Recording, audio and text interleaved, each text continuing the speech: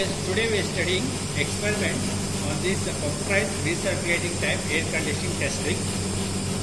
So this is a computerized recirculating type air conditioning test rig. We are studying heat balance sheet on this system. Heat balance sheet on this system. See, procedure is there. See, first procedure is we have to on this inlet duct and outlet duct. So opening will be there. See, you can see this opening will be there. So here opening will be there for inlet duct and this is the outlet duct.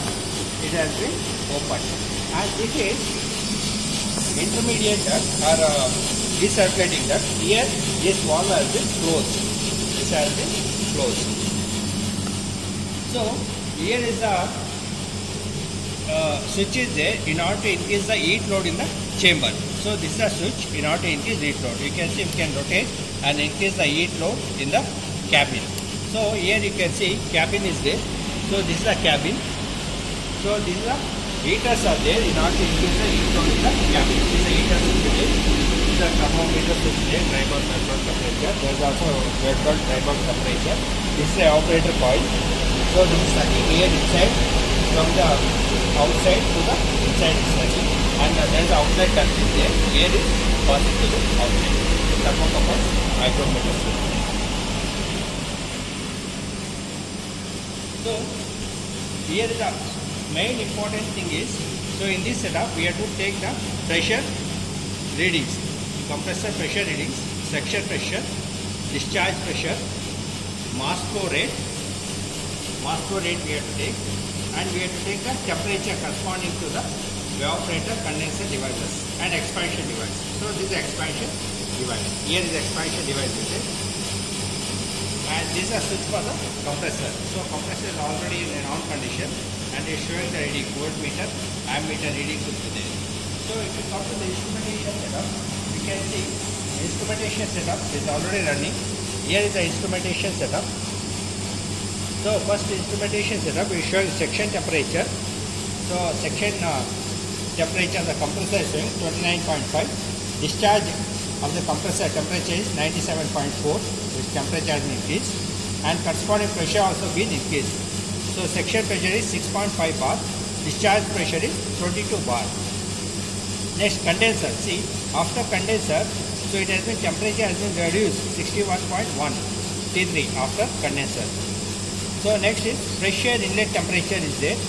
So this is a fresh air inlet temperature is the ambient temperature. So ambient temperature is around 30 degrees centigrade. So air entering evaporator. So this is a air entering evaporator. There is a fresh air temperature 32 degrees centigrade. This also can be recorded from the thermometer.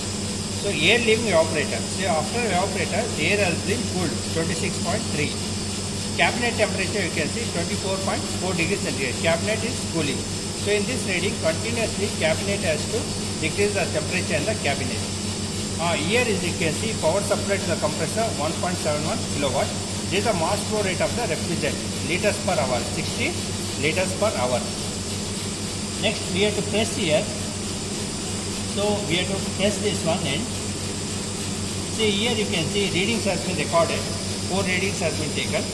Section pressure in bar 5.72, 5.90, 5.99, 6.0.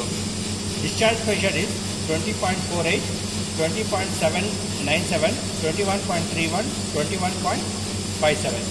Refrigerant flow rate is 85.04, 77.37, 60.08, 60.07. Energy meter kilowatt reading, energy meter 1.3, 1.3, 1.3, 1.7.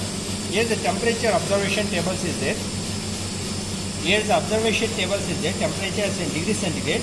So section temperature of the compressor is 28.4, 29.4, 29.9, 29.8. Discharge of the compressor temperature is 54.3, 60.4, 67.6, 74.2. So after condenser is 44.3 temperature after condenser. It has been cooled 46.0, 47.5, 59.5. So next is fresh air inlet temperature. So fresh air inlet temperature is 32 degrees Celsius. That can be recorded from the is for air entering evaporator. This is also equal to fresh air temperature 31.9, 32.0, 32.1, 32.1. Air entering evaporator is been cooled after evaporator is done 29.0, 26.2, 24.8, 24.8. Chamber temperature keeps on decreasing 27.8, 26.9, 26.0, 25.5. So these are the readings. So based on these readings, we have to plot pressure enthalpy diagram. So this is a pressure enthalpy diagram of R22 refrigerant. R22 refrigerants. So corresponding to temperature we have to plot. Here is the T1 temperature of the compressor. So before compressor, this is the temperature of the refrigerant T1. This is a T1. So corresponding that one, H1 is 420 kilojoules per kg.